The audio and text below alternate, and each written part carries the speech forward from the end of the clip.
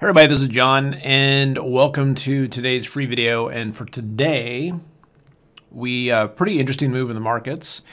We had from the trading room, we set up a long on Apple and it pretty much slammed into our targets today. So taking profits on it and took profits on it here about $11.36. It's continuing to push higher.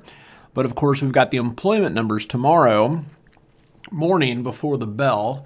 And we want to, we were close to max profit, so you just take it off, and then we'll see what's setting up for tomorrow. So that was a really good move, and there's been a lot of good movers today. One that we did at the end of the end of the year trade, ZU, that's coming up pretty good today, and then another one that we picked up for the end of the year trade was Triple D. And those are ones that I want to hold through the employment numbers. I think that has a little bit more upside, but that Apple one was a quick, clean one right into resistance, and then of course AMBA, and that was one that we picked up yesterday, and that just slammed into resistance, and we dumped that one as well. So all in all, a really solid trading week. Let me look here real quick at our portfolio. So what we have right now in the trading room is the call spread on BITA, which is blown through. So we did a 1-to-1, so that's fine. I'm fine holding on to it, see if in the chance it comes back down. We added Delta Airlines today, and then we've still got a diagonal on ILMN. And so that's what's going on for the trading room trade. Silver portfolio, we have not been filled on the Apple put spread. And then from the class, end of year class, we've got these 4 left. And I think that's it. And then with all the closed out trades and stuff like that too. And again, this is the $160,000 or $158,000 account I'd set up to track live in the trading room at this point. So far so good in terms of year-to-date profits and stuff like that. And the goal is consistency.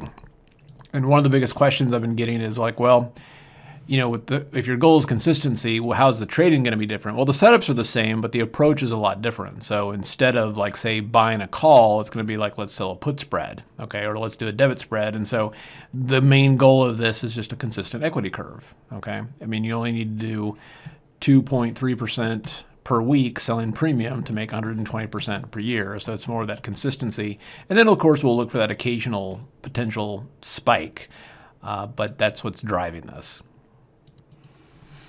In terms of the overall markets, the NASDAQ here, we're essentially just kind of rallying into resistance about 4250 or so. I mean, we've had obviously a good day. This is a good pausing point. We had a decent retracement, and now we're here. And then with the employment numbers, that's going to be a big level tomorrow to see if we can push through it or do we get rejected, right? And if we look at the S&Ps, you can see we're kind of pausing right under that big level there. Bottom line is that the dollar index, as long as it's strong, you're going to see foreign money coming into U.S. stocks. I mean, that's not a secret. And at this point, we're seeing a pullback in bonds, which of course is represented by TLT. And I definitely would be a buyer back to that 21 EMA. Every pullback to the 21 EMA since for about the last year and a half has worked out pretty good. So I want to continue to do that. Okay. All right. Got a lot to cover in the premium video. You guys have a fantastic trading day on Friday, and we'll see you at the next update.